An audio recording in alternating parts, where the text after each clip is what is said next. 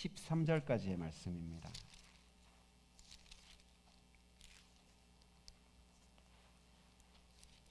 이제 창세기 31장 3절에서 13절까지의 말씀을 봉독합니다. 하나님의 말씀에 경청하십시오. 주님께서 야곱에게 말씀하셨다. 너는 내 조상의 땅, 너의 친족에게로 돌아가거라. 내가 너와 함께 있겠다. 야곱이 라헬과 레아에게 심부름꾼을 보내어 그들을 그의 가축대가 있는 들로 불러내서 일렀다. 장인 어른께서 나를 대하시는 것이 전과 같지 않소. 그러나 내 조상의 하나님이 이제껏 나와 함께 계셨소. 당신들도 알다시피 나는 있는 힘을 다해서 장인 어른의 일을 해드렸소. 그러나 장인 어른께서는 나에게 주실 품삯을 10번이나 바꿔치시면서 지금까지 나를 속이셨소. 그런데 하나님은 장인 어른이 나를 해치지는 못하게 하셨소. 장인 어른께서 나더러 점 있는 것들이 자네 품삯이 될 걸세 하면 가축대가 모두 점 있는 새끼가 나왔고 줄무늬 있는 것이 자네 품삯이 될 걸세 하면 가축대가 모두 줄무늬 있는 새끼를 낳았소. 하나님은 이렇게 장인 어른의 가축대를 빼앗아서 나에게 주셨소. 가축대가 새끼를 뵐 때에 한 번은 내가 이런 꿈을 꾸었소. 내가 눈을 크게 뜨고 보니 암컷들과 교미하는 숫 염소들도 줄무늬 있는 것이거나 점이 있는 것이거나 얼룩진 것들이었소. 그 꿈에서 하나님의 천사가 야곱아 하고 부르시기에 여기 있습니다 하고 대답을 하니 그 천사의 말이 암염소와 교미하는 숫염소가 모두 줄무늬 있는 것들이거나 점이 있는 것들이거나 얼룩진 것들이니 고개를 들고 똑바로 보아라. 라반이 이제까지 너에게 어떻게 하였는지 내가 다 보았다. 나는 베델의 하나님이다. 내가 거기에서 기둥에 기름을 붓고 거기에서 나에게 맹세하였다. 이제 너는 곧 이 땅을 떠나서 내가 태어난 땅으로 돌아가거라 하고 말씀하셨소. 이것은 우리 주님의 말씀입니다. 아멘. 우리 앞에 뒤에 분들과 인사하면 좋겠습니다. 하나님이 당신을 사랑합니다. 변함없는 이 사실 한번 우리가 고백하고 시작했으면 좋겠습니다. 하나님이 여러분을 사랑하십니다. 감사합니다. 가운데 자리만 이렇게 네. 오늘 말씀을 통해 도망자 야곱에게 잠시 동안 쉬어갈 안식처가 되었던 밧단 아람이라는 곳, 그곳에서 20년 삶을 우리가 한번 총정리, 랩업하는 시간을 갖고자 합니다. 야곱의 삶을 총 4단계, 4스테이지로 나눌 수 있다고 제가 말씀드린 적이 있습니다. 형의 장자의 축복을 도둑질해서 도망가기 전까지 부모님과 함께 고향에 살았던 게 첫 번째 스테이지죠.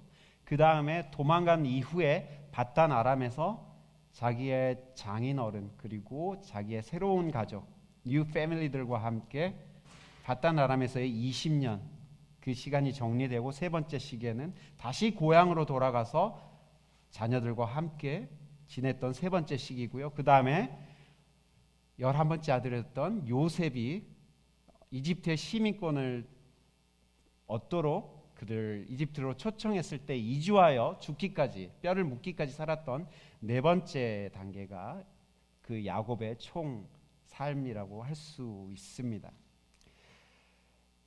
여러분의 삶도 인생의 커다란 변화와 전환점을 중심으로 이렇게 한번 돌아보고 나눠보시는 것도 도움이 될 수 있습니다. 무슨 도움이 될 수 있을까요? 하나님이 나의 삶을 어떻게 인도하셨고 내 신앙이 어떻게 형성되어 왔는지를 우리가 한번 돌아볼 수 있기 때문에 도움이 됩니다. 그런데 그게 어떤 도움을 주는 거죠? 라고 또 물어보실 수 있겠죠. 여러분, 우리의 삶은 앞으로 나아가고 있잖아요. 그런데 그 앞으로 나아가는 방향은 우리가 어떤 길을 걸어왔느냐를 돌아볼 때에 그 방향이 결정될 때가 많습니다. 결국 여러분의 삶을 돌아보고 한번 기억해보고 내 삶이 어떻게 흘러왔는지를 여러분이 보시면 앞으로의 내 삶의 미래, 장래가 어떻게 펼쳐질지를 우리가 그 방향을 예상할 수 있다는 거죠. 저 개인적으로도 돌아볼 때 저는 계속해서 선교를 향해 나아갔는데 하나님은 계속 선교와 함께 교회라는 그 현실을 경험하게 하시고 또 고민하게 하셨던 것 같아요. 그리고 미국에 와서 그 선교와 교회를 함께 고민했던 것들을 논문으로 한번 쓰면서 정리했고 그거를 함께 실험하고 실천할 교회를 찾는 중에 또 우리 다하나 교회를 만나게 되고 이런 일련의 과정들을 볼 때 하나님의 인도하심을 따라 내 방향이 이렇게 결정되어 나아가는구나라는 것을 제가 확인할 수 있었습니다. 야곱의 인생 주기의 두 번째 시기였던 밧담 아람에서의 20년은 명과 암이 병존하고 있습니다. 함께하고 있습니다. 밧담 아람은 야곱이 머리로만 알았던 신앙이 여러 고난을 겪으면서 내면화되고 실제화되는 시기였습니다. 마치 모태신앙을 가진 사람이 부모를 떠나서 타지에서 살아가면서 여러 가지 고난을 겪는 과정을 통해서 하나님을 만나고 신앙이 단단해져가는 그런 것과 같은 이치라고 할 수 있습니다. 밧담 아람은 명암이 믹스되어 있는데 생각해 보십시오. 야곱은 아무것도 없이 처음에 밧담 아람에 왔었어요. 그런데 그에게 몇 명의 아내가 생겼습니까? 4명의 아내가 생겼고요. 그에게 몇 명의 자녀가 현재 있습니까? 12명, 11명의 아들과 1명의 딸이 있습니다. 여러분 생각해 보십시오. 그의 할아버지 아브라함은 어땠습니까? 1명의 자녀를 낳기 위해서 25년 넘는 시간을 그렇게 기다렸습니다. 1명. 그리고 그 아버지 이삭은 2명의 쌍둥이를 낳기 위해서 너무나 긴 시간을 기다렸죠. 그런데 이 야곱에게는 지금 12명의 자녀가 있고 수없이 많은 재산이 불어났죠. 밧담 아람의 야곱의 삶을 보면 공술의 공수거가 아닌 것을 알 수 있습니다. 빈손으로 왔다 빈손으로 가는 게 아니라 빈손으로 왔다가 한 묶음 들고 지금 가게 생겼습니다. 그런데 그의 삶이 이렇게 풍성하게 채워진 것들만 있다면 얼마나 좋겠습니까? 그런데 우리의 삶은 인생 자체가 빛이 있으면 쉐이드, 그림자가 있기에 마련입니다. 모든 것이 다 좋을 수가 없는 거죠. 밧담 아람에서의 야곱의 인생과 신앙, 그것을 연단하게 만든 시험거리, 가장 시험거리가 되는 것은 다름 아닌 인간관계였습니다. 누구였습니까? 그의 장인어른 라반을 통해서 겪는 어려움이었죠. 어딜 가나 인간관계가 우리를 가장 힘들게 하는 것 중에 하나입니다. 그것도 그가 매일매일 일하는 직장에서 당하는 부당한 대우라면 문제는 더 심각해집니다. 한국의 많은 아버지들이 가슴에 사직서를 안고 일터로 나간다고 하죠. 그만큼 직장과 일하는 환경이 녹록지 않다는 우리의 현실을 말해주는 걸 겁니다. 야곱의 경우는 정말 최악의 상황이었습니다. 라반은 야곱을 데릴 사이로 받아들였는데요. 데릴 사이라는 게 빛 좋은 개살구죠. 데릴 사이라는 게 뭡니까? 아들 같은 모습이고 모습 같은 아들이 바로 데릴 사위입니다. 라반은 데릴 사위 야곱에게 노동 착취는 기본이고 고용 조건을 자기 맘대로 10번이나 변경합니다. 계약을 변경해버린 거죠. 계약을 파기한 겁니다. 임금 체불, 20년 동안 임금을 체불합니다. 임금을 주지 않았죠.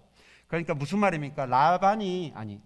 야곱이 20년이라는 정말 오랜 시간 동안 경제적으로 그리고 심적으로 관계적으로 상당히 많은 어려움을 겪었다는 것을 우리가 짐작해 볼 수 있는 것이죠. 노동 착취, 고용 조건 변경, 임금 체불이라는 이 3종 세트를 만약에 여러분이 지금 있는 직장에서 겪고 계신다면 여러분은 어떻겠습니까? 그럼에도 야곱은 최선을 다해 일했고 그 안에서 의미를 찾으려고 노력했다라고 고백하고 있습니다. 그의 홀로서기는 이렇게 오랜 시간 동안 준비되어 오고 있었던 겁니다. 무엇보다 야곱은 인생이 자기 뜻대로 풀리지 않는 경험을 하면서 하나님을 의지하며 사는 법을 조금씩 터득해 왔습니다. 라반을 향한 원망이 커질수록 하나님을 의지할 수밖에 없었겠죠. 자기 중심적이고 자기 욕망을 채우려는 삶의 동기는 바단 아람의 삶을 통해 조금씩 하나님 중심으로 바뀌어가고 있었던 겁니다. 그의 삶이 하나님 중심으로 변했다는 것을 오늘 말씀을 통해 우리는 금방 알아차릴 수 있습니다. 그의 삶의 문법이 바뀌었다는 것을 우리가 알 수 있죠. 오늘 말씀을 보면 그가 말한 고백의 주어가 하나님으로 바뀐 것을 우리가 눈치챌 수가 있습니다. 하나님이 하셨다, 하나님이 주셨다, 하나님이 빼앗아 주셨다라는 고백들을 계속하고 있습니다. 삶의 문법이 하나님 중심으로 변한 것이죠. 본문은 야곱이 비밀리에 라반의 집에서 탈출할 계획을 아내들에게 알리는 내용이에요. 얼마나 긴박하게 이것을 알려야 했으면 몰래 사람을 불러서 들로 아내들을 불러서 이 계획을 지금 쉐어하고 있습니다. 본문의 말씀이 있기 전에 야곱과 라반 사이에 임금 협상이 한번 크게 있었습니다. 라반은 또 머리를 굴려서 이 야곱을 계속 이 땅에 묶어놔야겠다라는 생각으로 그에게 임금 협상을 하죠. 내가 잘못했으니까 이제 임금 협상을 하자. 그렇게 했고 그게 잘 통하지 않자 라반은 일시불로 임금을 처리해 주기로 합니다. 이 임금 협상 때문에 야곱의 귀양은 조금 지연이 되고 있죠. 임금을 일시불로 주겠다는 것은 조금 독특한 조건이 붙습니다. 왜냐하면 야곱이 자기에게 점박이와 줄무늬 있는 양을 내가 골라서 가져가겠다라고 얘기를 했기 때문입니다. 그렇게 하자 해놓고 라반이 야곱의 뒤통수를 칩니다.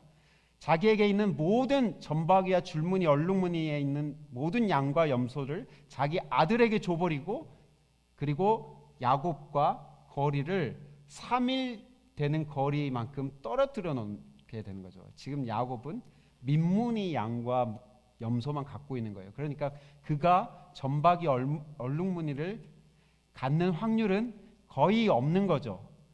그렇죠? 여기에 유전공학자들도 있으신데 거의 없습니다.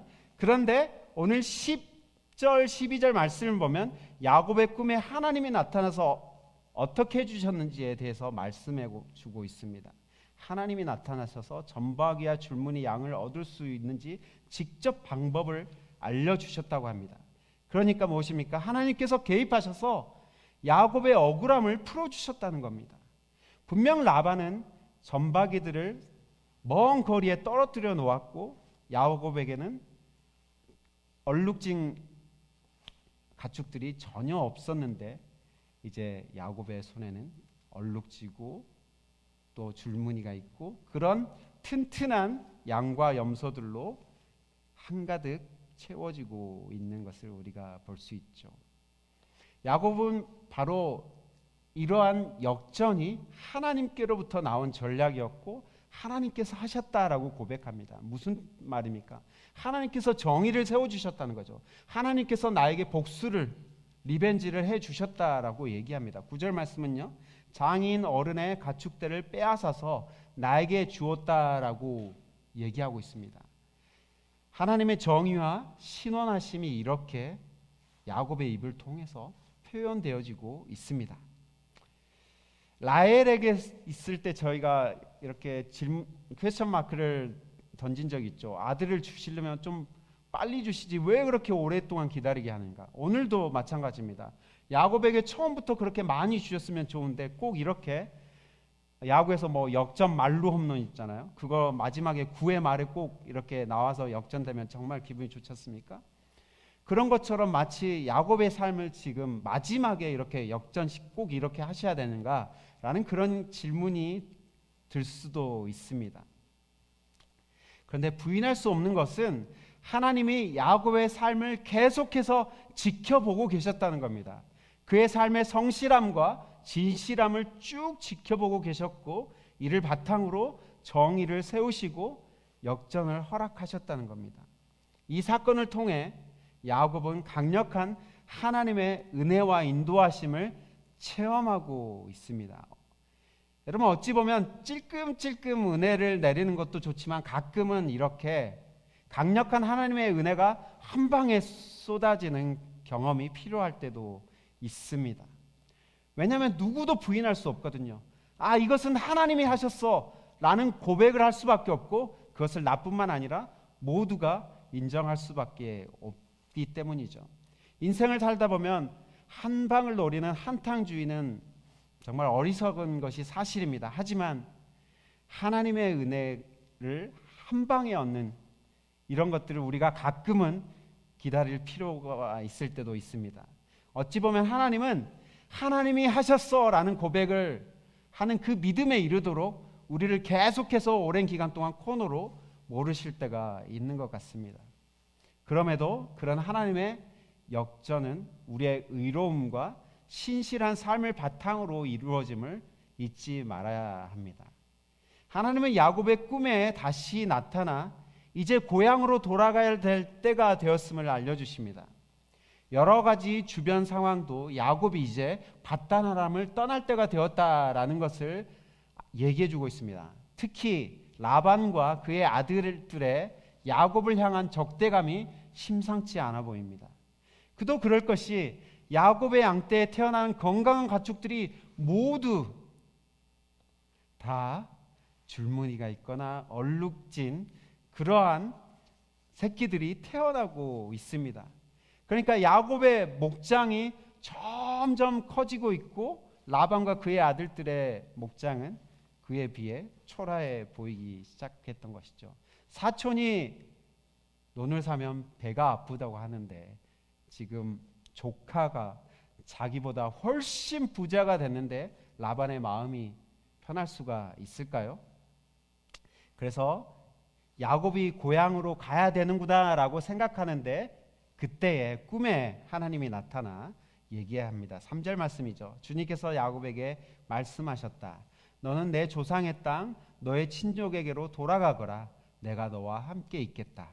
하나님께서 이제껏 야곱의 삶에 함께 하셨던 것처럼 앞으로도 함께 할 테니까 두려워하지 말고 발을 떼라 라고 얘기를 하고 계신 것이죠. 야곱은 인생의 전환점에 있을 때마다 두려움에 가득 찼었습니다. 그의 형의 장자 축복을 도둑질했을 때 그는 도망길의 그 도상에서 너무나 큰 두려움 가운데 있었죠. 그때마다 하나님께서는 그에게 나타나셨고 내가 너와 함께 해줄게 라고 그의 삶을 붙들어 주셨습니다. 이제 진짜 야곱이 홀로 서기를 해야 할 때 그때 하나님이 다시 나타나서 20년 전에 나타났던 그 하나님 네가 기억하느냐라고 얘기하고 있습니다. 이런 상황에서 하나님은 베델의 하나님을 야곱에게 상기시켜주고 있죠. 야곱의 삶의 주기가 바뀔 때마다 하나님이 이렇듯 너무나 선명한 꿈과 환상을 통해 야곱의 삶을 리드해 가고 계십니다. 13절 말씀입니다. 나는 베델의 하나님이다. 이제 너는 곧 이 땅을 떠나서 내가 태어난 땅으로 돌아가거라. 밧단 아람의 삶을 지탱시켜준 원동력이 바로 20년 전 도망길에서 만난 하나님과 만남이었습니다. 그 은혜가 얼마나 선명하고 강렬했던지 야곱은 내가 하나님의 얼굴을 보았다라고 그 당시에 고백을 했었습니다.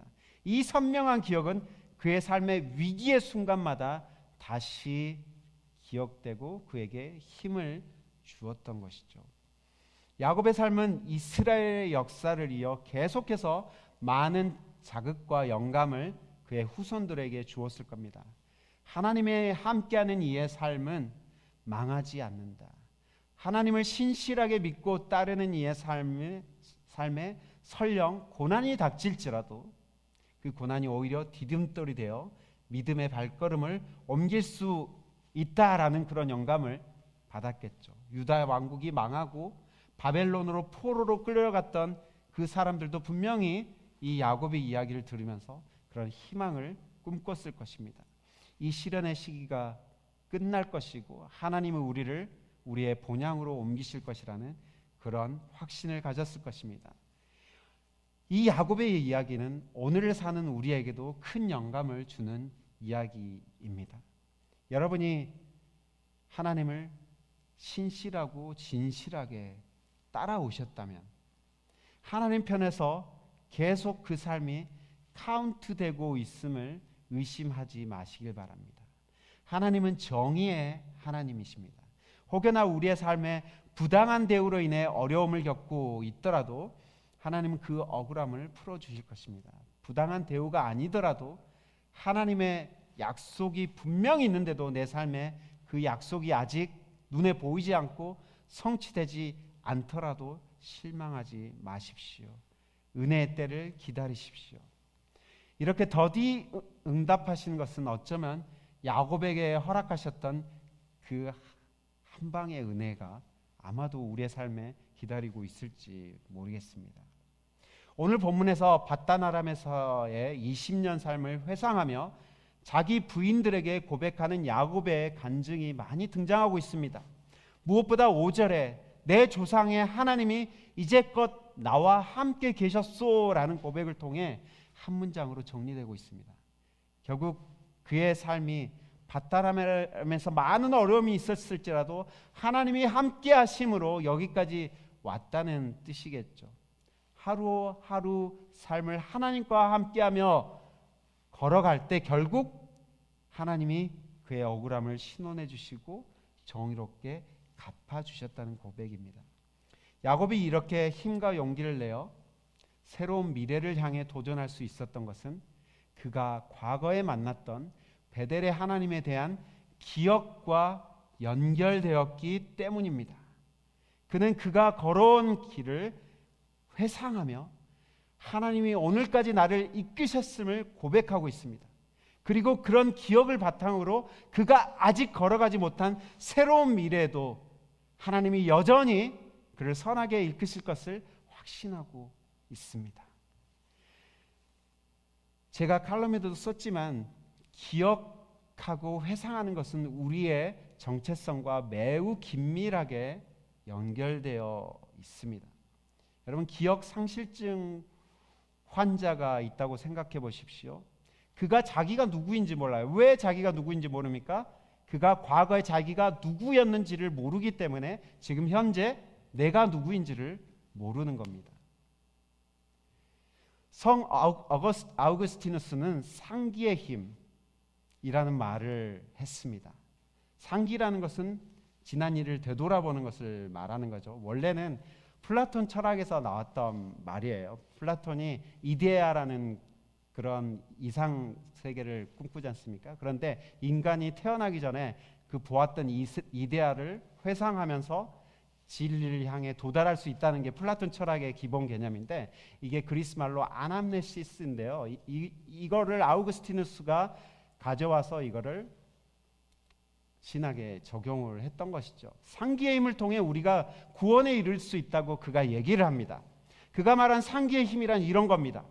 지금 우리가 마주하는 여러 가지 이미지들, 상들, 그것들은 지난 것들과 연관시키면서 새롭게 재해석되고 재통합된다는 것입니다.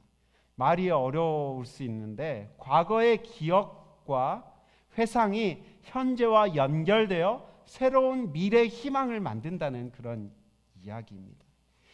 이러한 과정을 통해 시간은 그냥 흘러가고 분산되어 버린 것이 아니라 통일되고 집중된다고 아우구스티누스는 말을 했습니다. 여러분 3D 영화를 보신 적 있죠? 3D 영화를 보면 뭘 낍니까? 안경을 끼잖아요. 그거 영화를 촬영할 때 여러 가지 이미지를 동시에 여러 가지 이미지를 만들고 그게 이제 통합이 되면서 이렇게 입체적으로 보인다고 하죠. 마찬가지로 과거의 기억과 회상이 현재의 내 삶과 연결되면서 새롭게 내 삶이 입체적으로 해석이 되어지는 것, 이게 바로 상기의 힘인 겁니다. 쉽게 얘기해서요. 그리스 신화에 이 시간의 신은 크로노스라는 신인데 이 크로노스는요 자기의 자식이 태어나자마자 잡아먹어 버린다고 합니다. 무엇입니까? 시간의 파괴성을 얘기해 주는 거예요. 시간은 현재를 잡아먹으면서 계속 앞으로 진행되어 가는 특징을 가지고 있다는 거죠. 시간은 현재를 파괴하며 자꾸 흘러갑니다. 이러한 시간의 파괴성 속에 과거와 현재와 미래를 통합시키는 힘이 상기의 힘이라고 아우구스티누스는 이야기한 겁니다. 기억과 상기를 통해 새롭게 통합된 시간은 그냥 흘러가는 시간이 아니라 이제는 하나님의 시간인 카이로스가 되는 것입니다. 크로노스가 카이로스가 되는 것이죠. 그런 의미에서 초반부에 여러분의 삶을 돌아보시고 하나님의 인도하심을 바탕으로 앞으로 나아갈 바를 꿈꿔보라고 제가 권면한 것입니다. 우리가 주일 예배를 드리고 성만찬을 주기적으로 하는 이유도 여기에 있습니다. 예수님 자신의 살과 피를 먹으며 자기를 기억하고 기념하라고 명령하셨습니다. 기억하라, 기념하라는 이 그리스 말이 아까 아나네시스라고 그랬죠. 예수님도 동일하게 아나네시스라는 이 말을 사용하셨어요. 나를 기념하라, 나를 기억하라. 왜냐하면 우리의 정체성이 거기에 있기 때문입니다. 그리스도가 무슨 일을 행하셨는지를 우리가 기억하는 것에서부터 우리의 정체성이 시작되기 때문이죠. 주일마다 모여 믿음의 선진들의 이야기를 듣는 것도 똑같은 맥락입니다. 그냥 분절되어 무의미하게 흘러가는 시간에 우리가 끌려가는 것이 아니라 기억하고 회상함을 통해 하나님의 시간인 카이로스 가운데로 우리가 새롭게 들어가게 되는 것이죠. 그런 의미에서 예배는 현실에 순응하며 살아가기를 거부하는 저항입니다. 적극적으로 하나님의 시간 속으로 들어가겠다는 의지인 것이죠. 하나님은 여러분의 삶에 함께 하셨고 함께하고 계시며 앞으로도 함께 하실 것입니다. 아멘. 그 하나님의 행하심을 기억하고 상기하며 새로운 미래로 나아가시는 여러분 되시기를 축복합니다. 함께 기도하겠습니다. 살아계신 아버지 하나님, 야곱의 삶을 통해서 기억하고 상기함을 통해 구원의 하나님, 정의의 하나님, 신원의 하나님과 연결되는 법을 우리도 배웠습니다. 우리의 삶 가운데 그동안 신실하게 행하여 오셨던 그 하나님을 기억함으로 우리가 새로운 미래를 열 수 있도록 도와주옵소서. 예수 그리스도의 이름으로 기도합니다. 아멘.